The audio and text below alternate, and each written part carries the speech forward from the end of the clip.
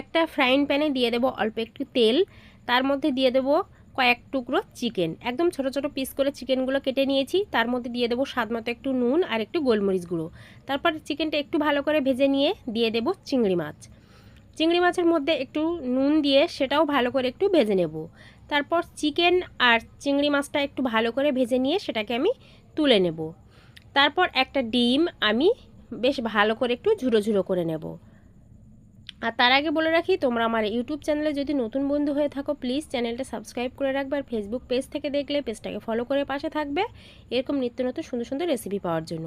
তারপর আর একটা ফ্রাইং প্যানে দিয়ে দিলাম তেল, তার মধ্যে দিয়ে দিলাম পেঁয়াজ কুচি, তোমরা পেঁয়াজের পরিবর্তে আদা রসুন কুচিও ব্যবহার করতে পারো। দিয়ে দিলাম গাজর কুচি, তারপর একটু নাড়াচাড়া করে দিয়ে দিলাম ক্যাপসিকাম, তারপর আবারও নাড়াচাড়া করে দিয়ে দিলাম স্বাদ মতো নুন আর গোলমরিচ গুঁড়ো। তারপর আবারও বেশ ভালো করে নাড়াচাড়া করে দিয়ে দেবো আগে থেকে সিদ্ধ করে রাখা চাউমিন।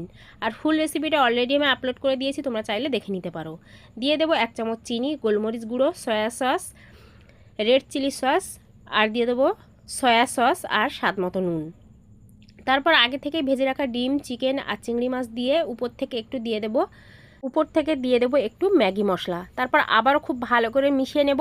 তারপর তৈরি হয়ে গেল আমাদের মিক্স চাউমিন, একদম হোমমেড মিক্স চাউমিন রেসিপি, ভীষণই সহজ, আর অবশ্যই তোমরা ট্রাই করতে পারো।